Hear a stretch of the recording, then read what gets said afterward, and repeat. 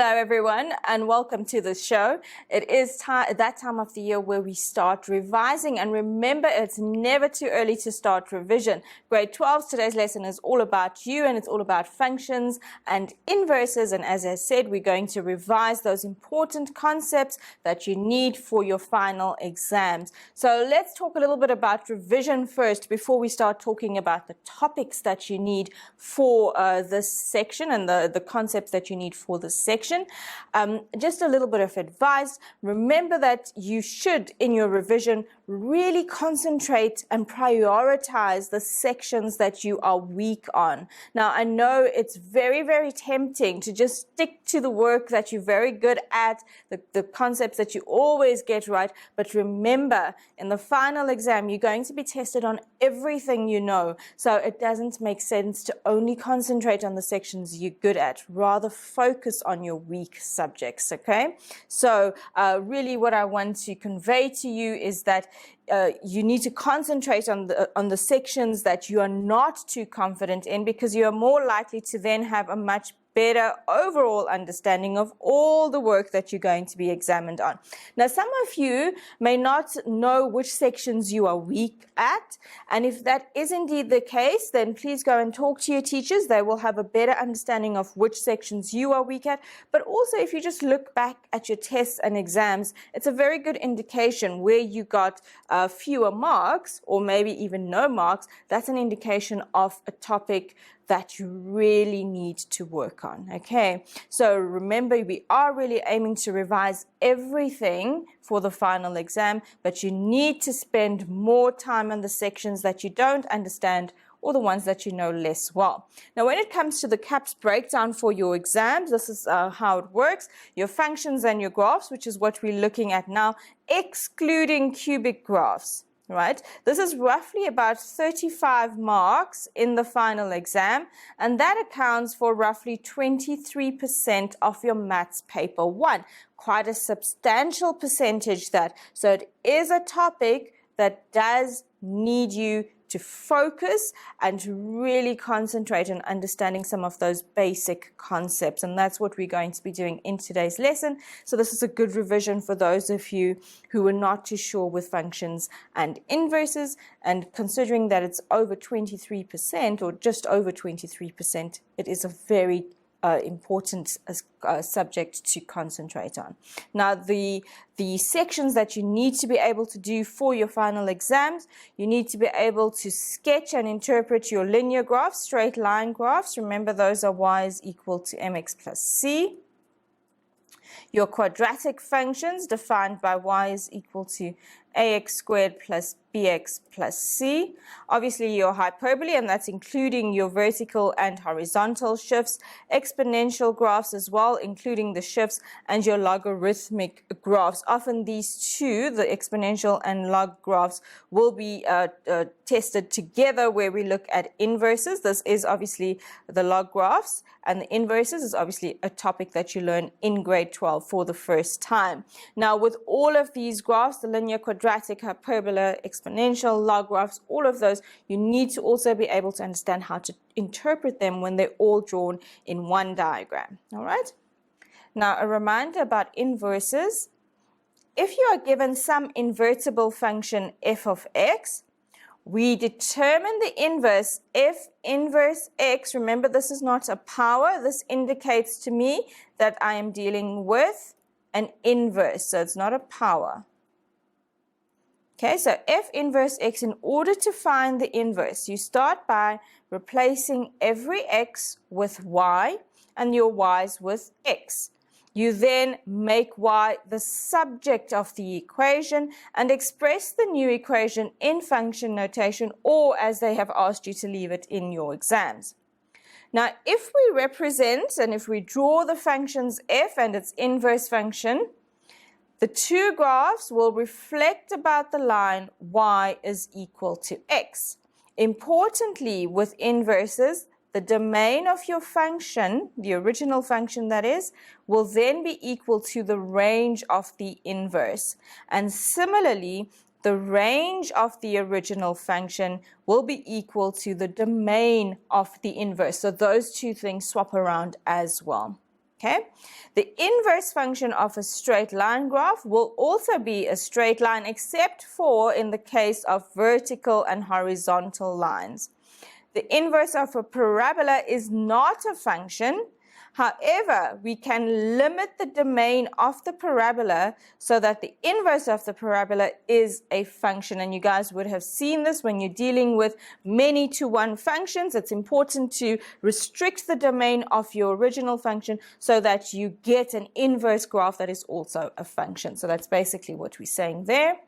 And then lastly, the inverse of the exponential function is the logarithmic function. Okay.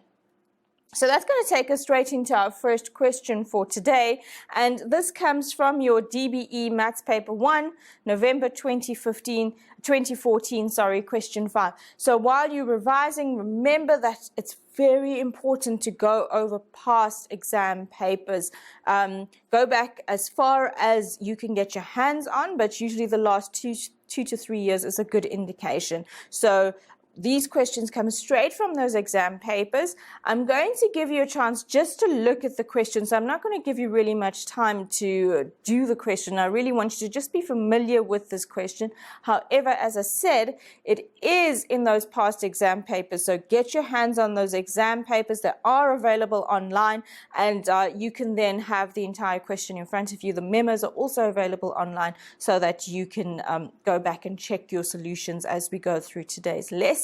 So really what I want to do is I'm just going to give you guys 2 minutes just to have a look at this question and understand what's going on, and then we'll go through it in detail. Or maybe during this time what you can do is locate this exam paper if you've got a past exam paper book. All right, so have a look at this question. We'll give you 2 minutes.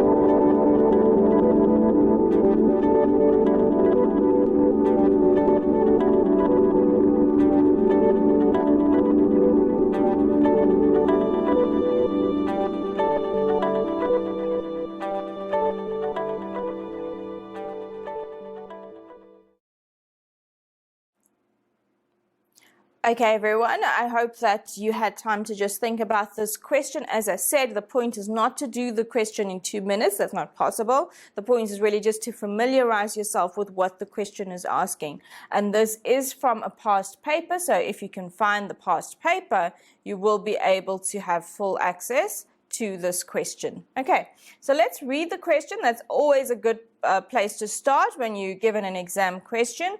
We are told that we are given that f of x is equal to log x base a, where a is greater than 0. As is always the case, your base needs to always be positive.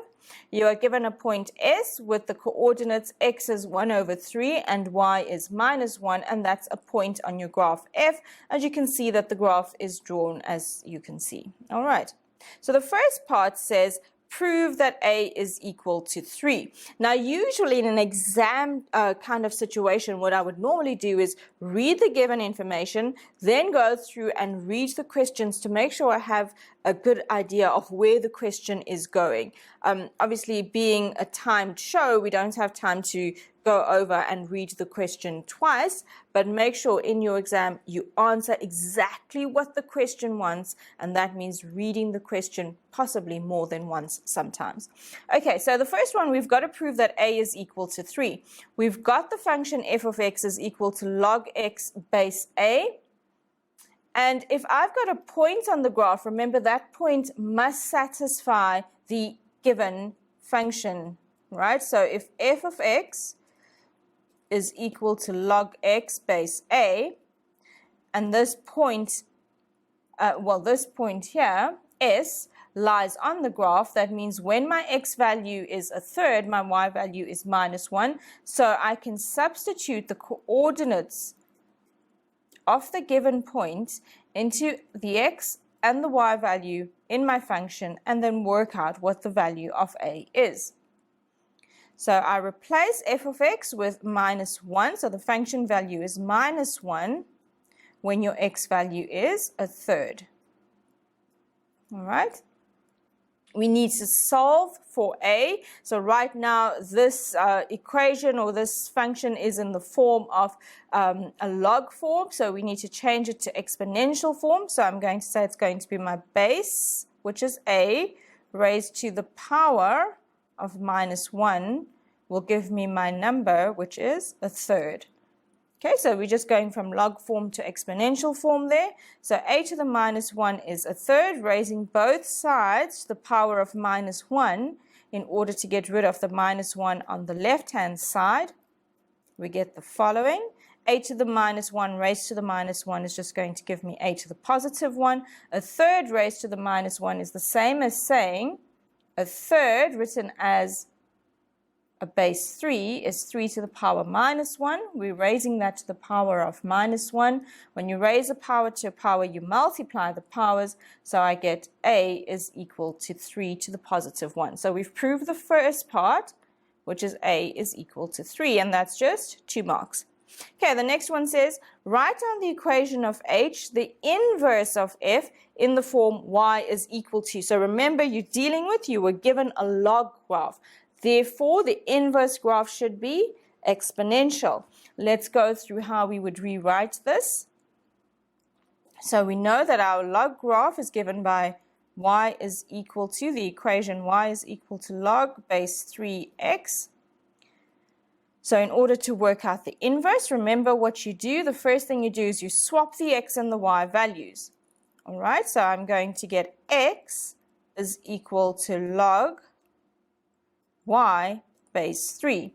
And then you rewrite this in the form where y is equal to something, which is what the question asked. So y in terms of x. So we're going to change from log form to exponential form, and I will get that y, which is my number, will be equal to the base 3 raised to the power of x. Okay, so what you can see is consistent is that the base of the exponential graph is the same as the base of the log graph, as it should be. So we have an increasing log graph, and our inverse graph would also be an increasing exponential graph. 1.3, if g of x is equal to -x, determine the equation of g. All right, so we are told that g of x is equal to -f of x. Now remember, we've been given the equation of f of x, so it's simply a matter of replacing f of x with the equation log x base 3. You can leave it like that, guys, but this is also equivalent to log a third, base a third of x. So log x base a third. These are equivalent. There's also other equivalent forms of this very same equation. So there are different versions that will be marked correct. Okay, obviously you've got to do it correctly. But this log x base a third would be the function minus f of x. Okay. All right. Or as I said, you can leave it as just negative log x base 3. 1.4. we want to write down the domain of G. Now remember what we've got here. If I had to draw it, we know that we've got the original function f is an increasing log graph. Now the function negative fx we saw would be a decreasing log graph, because what you've got here, have a look at this. If we had to draw it, it's going to be a graph that looks something like that. Okay, so that's going to be the graph of g of x log x base a third. Okay, and what you can see about the domain of both these graphs is that they are always to the left of the point 0. So they're all the positive values of x. So therefore the domain of g would be, and this is 1.4, either you can say x is greater than 0, or you could write it in interval notation as x is an element from 0 to infinity. Okay, it only takes on the positive values. Note that I used round brackets to show that 0 and infinity are not included. And then lastly, we need to determine the values of x for which f of x is greater than equal to minus 3. Now, if you have a look at your graph, what we're really saying is if we extend this graph, obviously it goes on to negative infinity, right? There's some point at which the y value would be negative 3. So it's going to be some x value, and then the y value is going to be negative 3. So what they're asking you is, for what value of x will this f of x function be greater than or equal to minus 3? So whatever the x value is there, that's what we need to find out, because this graph is then going to be greater than that value for all the values of x to the right of that. Okay, so greater than lying above in terms of the y values, and the x values we're looking for will lie to the right of whatever the x value is that gives me the point minus 3. So the first thing we need to do is we need to find out what that x value is. So in order to do that, I change this and I'll have a look at it from the form of an equality instead of an inequality. So I look for what value of x would give me minus 3. Okay, so what value of x would make the function value minus 3?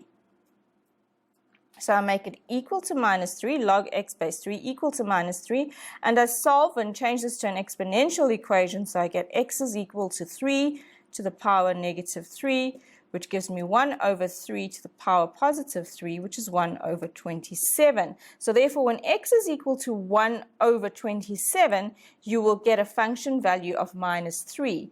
So therefore, for all values greater than or equal to 1 over 27 on x, for all x values greater than or equal to 1 over 27, your function value will be greater than or equal to minus 3. And that question, as you can see, 9 marks. If you understand log and exponential functions, you should have had no problem with that question. Remember that those two graphs go together when we're talking about inverses.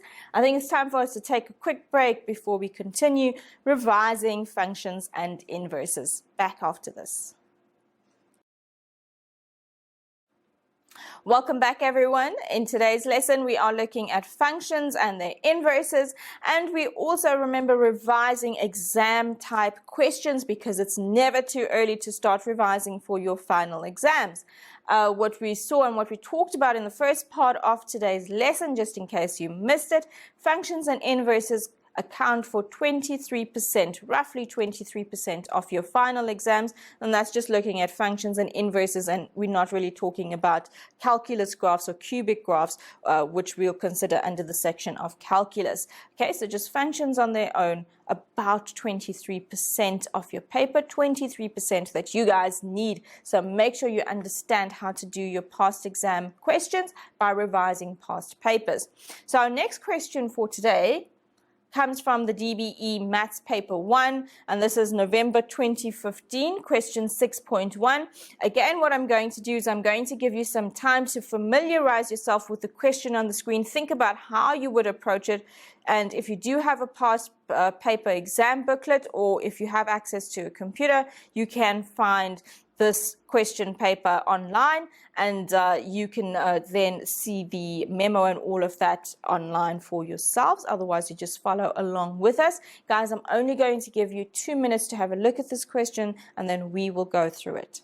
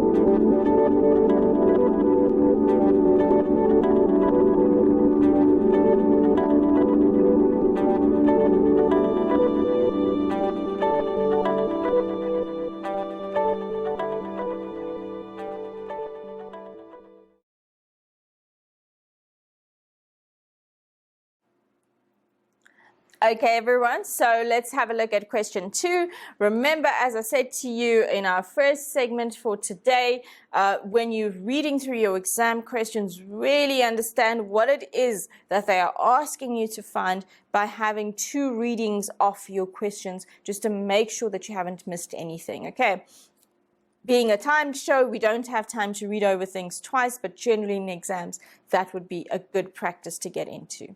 Okay, so we're going to read through this now. We are given that the graph of f of x is defined by minus 2x squared plus 18.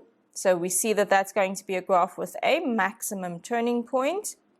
And we are also told that g of x, the defining equation, is ax squared plus bx plus c, so that's in standard form. And those are sketched. Points P and Q are the intercepts of f, the x-intercepts of the graph f.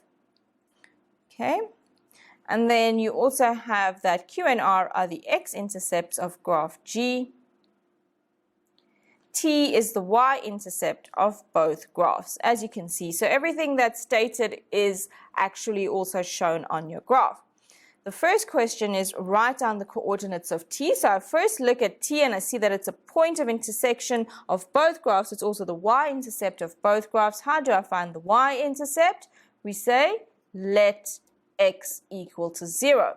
Now that means we need an equation to work with. Do we have an equation? Yes, they've given us the defining equation of f of x is minus 2x squared plus 18. So for 2.1, write down the coordinates of t. We know that f of x is defined as minus 2x squared plus 18. And we saw that the point t is the y-intercept. So how do you find your y-intercept? You say let x equal 0. So to find your y-intercept, you let x equal 0. And you will get your function value at 0 is 18. Okay. So therefore, your y-intercept, the coordinates at point T, the x value is 0 and the y value is 18. Okay, and that should hopefully have been an easy 1 mark for all of you. The next one says write down the coordinates of Q. So we go back to the graph and we decide what it is they are asking us to find. Now, if you have a look at the point Q, we see two interesting things happening there. It's a point of intersection of the two graphs. It is also the x-intercept of both graphs, okay? How do you find x-intercept? You use the concept that you've learned and you've been practicing for years now. In order to find your x-intercept, you let the y value or your function value be 0. So because it's an x-intercept on both graphs, I can use the equation I've been given, which is that of f of x. And for 2.2, we're going to say let y equals 0 because now we're looking for the x-intercepts. So I'll get minus 2x squared plus 18 is equal to 0 if I let y equal 0 in f of x. And then solve for x. You can choose to factorize this. I'm just going to take the minus 18 over to the right-hand side, divide both sides by minus 2, and I get x squared is equal to 9. And then what I'm going to do in order to solve for x, I need to square root both sides. So I will get that x is equal to plus or minus 3. So therefore, that tells me that my x-intercepts of the graph f of x is going to be plus 3 at the point Q, and then minus 3 at the point P. Okay. All right, so therefore the coordinates at point Q, remember when they ask you for coordinates, very important guys, and don't lose half a mark here for not writing this as a coordinate. A coordinate is an x and a y value. So we won't just write x is equal to 3, we'll say Q is the point 3, 0. We write it as a coordinate pair. Okay, so that's also an easy 3 marks. The next one, let's read through that. Given that x is equal to 4.5 at point S, so on your graph, let's find point S. And we see that the x value at that point is 4.5, 4,5. They then ask you to determine the coordinates of R, which is the other x-intercept of graph G. Now this one's interesting because what do you have so far? On this graph G, you've got the one x-intercept. Remember, because point Q was a point of intersection of both graphs, the coordinates at Q are 3 and 0, which means you've got the coordinates of one of the x-intercepts of this graph G. Now, this point S is actually at the turning point of this graph G, which means what you've got is you've got your axis of symmetry. So you've got your axis of symmetry, which remember divides your graph into 2 equal parts. So therefore, you know that the axis of symmetry at the turning point is x is equal to 4.5. So if I draw in a line, okay, and this is obviously you don't need to draw this, sorry, that should be much straighter than that. Let's just redo that. So while you don't need to draw this line in for your exam purposes, we need to understand what it is really saying to us here by having this axis of symmetry. Let's see if I can get this straight. If not, we would get the basic idea. So we've got going through this point S, our axis of symmetry, which we said divides the graph into 2, or cuts the graph into 2 equal pieces, which means that every point on the graph is equidistant from the axis of symmetry. Okay, so there are different ways to answer this question. The way I would do it is, I know that at the point Q, my x value is 3. And the point Q and the point R must be equidistant from the axis of symmetry. So if I look at from the point Q to the point S, my distance, the distance from Q to the point S will be 1.5 units. Okay, now because we're talking about the axis of symmetry, it means the distance from S to the point R should also be 1.5 units. Okay, So since these two distances are equal, I can work out what the coordinates at point R are by saying, well, obviously we know it's on the x-axis, so the y value is 0. The x value is going to be your value at point S, which is 4, 5, plus the distance to the point R, which is 1, 5, and 4, 5 plus 1, 5 is going to give you 6 units. So therefore the coordinates at point R are 6 and 0. Okay, now as I said, there's more than one way to do this question. This is the way I would do it. I would look at the axis of symmetry and I would find the distance between the two intercepts and then use that. Okay, if you saw it in a different method, which is also correct, you will get full marks for that. Okay, so the coordinates of R, remember when you list coordinates, we want to have x value followed by y value. R is the point 6, 0. Okay, and now we'll have a look at the next one, the last one for question 2. For those of you who have just joined us, remember this is coming from the DBE Maths Paper 1, November 2015, question 6.1. We are asked for part 2.4 to determine the values of x for which the second derivative of g is positive. Remember what the second derivative tells us, or what it gives us information about when we're talking about graphs. The second derivative tells us about the concavity. Okay, do you remember that from calculus? Concavity. So remember the following points. When your second derivative is equal to 0, that gives us the point of inflection. It tells us that we're looking at the point of inflection of the graph. All right, when your second derivative is negative, which means less than 0, negative, then we are looking at a graph which is concave down. Okay, and then when your second derivative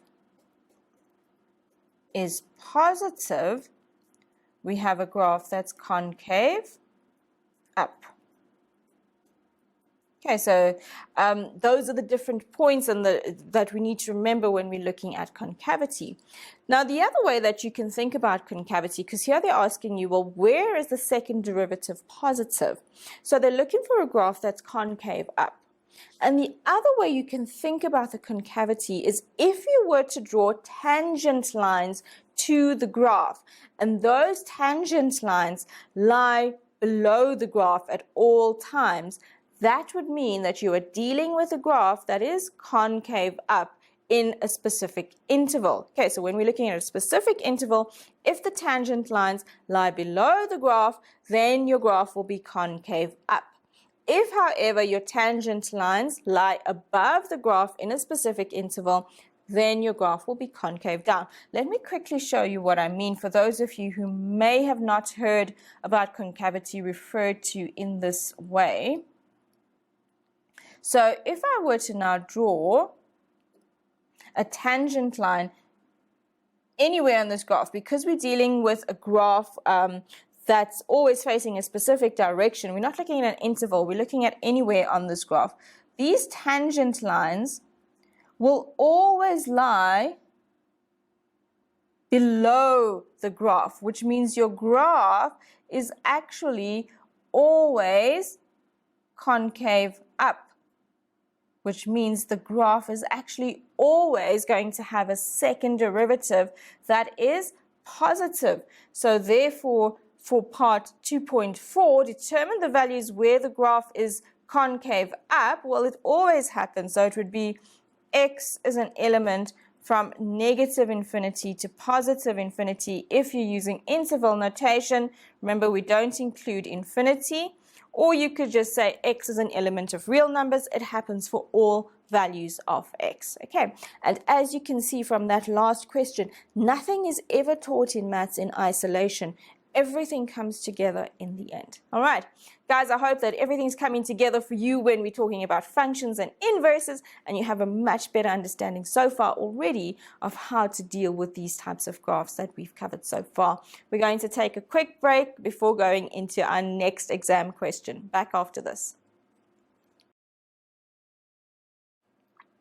Welcome back, everyone. We are now going into our last exam question for today's show. Remember, we're looking at functions and inverses, and we're looking at questions from different past papers. So all of these past papers are available online, of course, or if you've got your past paper exam booklets, you can have a look at them there. The question we're going to look at now comes from your DBE Maths Paper 1, and this is June-July 2015, question 5. This time we are given an exponential graph, and then there's a couple of questions that you need to answer about this exponential graph. Guys, remember, you can find these question papers online, and you'll have the question with you, and also you can find the memo there. But for those of you who've not seen it before, I want to give you a few minutes just to get familiar with the question before we go straight into it. So I'm just going to give you 2 minutes to have a look at this.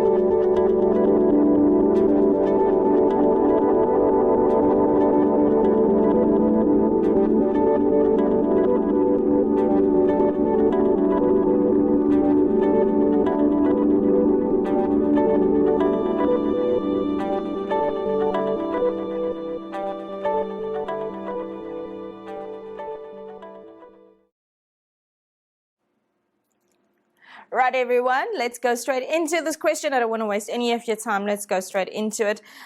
We are given that f of x is equal to a quarter raised to the power of x. We straight away should identify this as an exponential graph. All right, we see that our unknown is in the exponent. We are dealing with an exponential graph.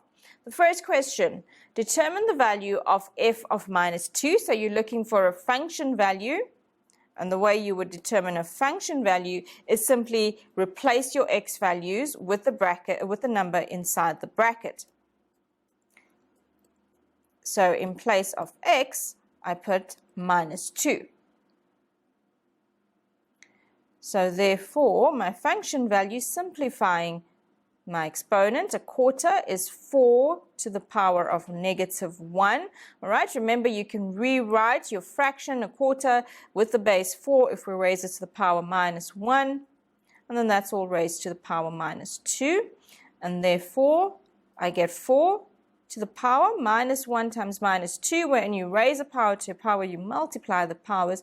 So I get 4 squared, which is 16. Okay, so we know that the point minus 2, 16 is actually a point on the graph f of x, and that we'll keep in mind for later on. Okay, so the function value stops there. F of minus 2 is 16.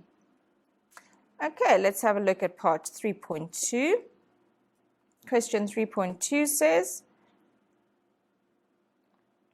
write down the equation of the inverse of f of x in the form y is equal to. So we're now looking for the inverse graph.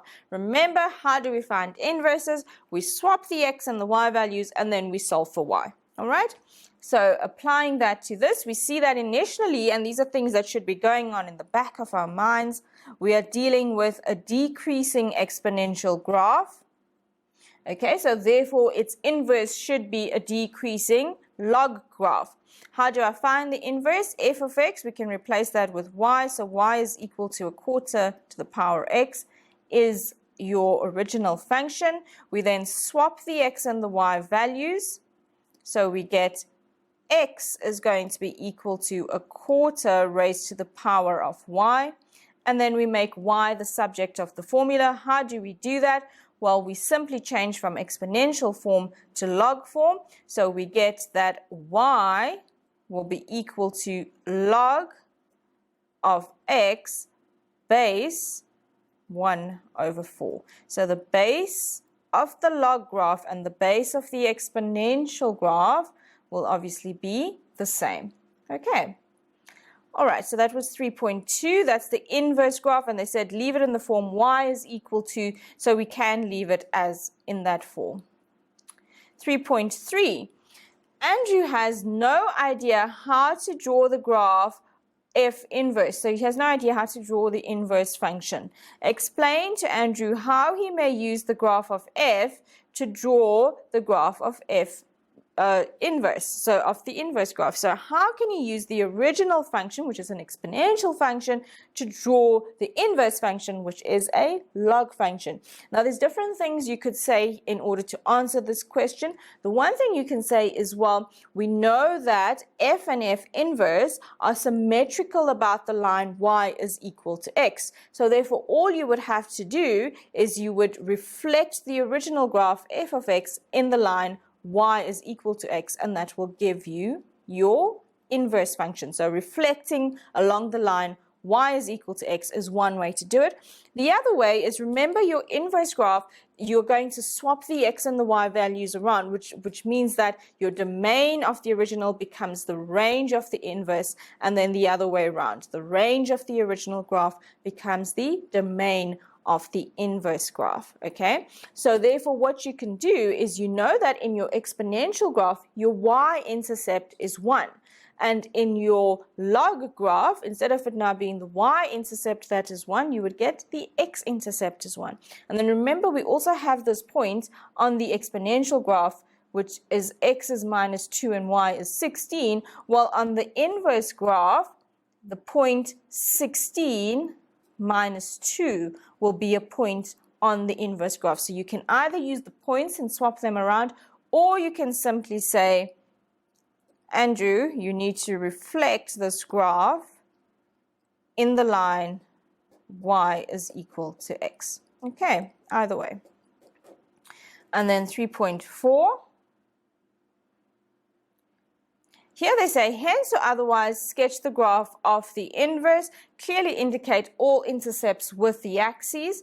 Okay, so depending on which method you use, you might have it drawn slightly different. Well, you might have the points indicated, but you need to indicate all of the intercepts, which is what they said. So remember, we were dealing with a decreasing exponential graph, which means I'm going to have a decreasing log graph as the function of the inverse. So to draw that, it's going to look as follows.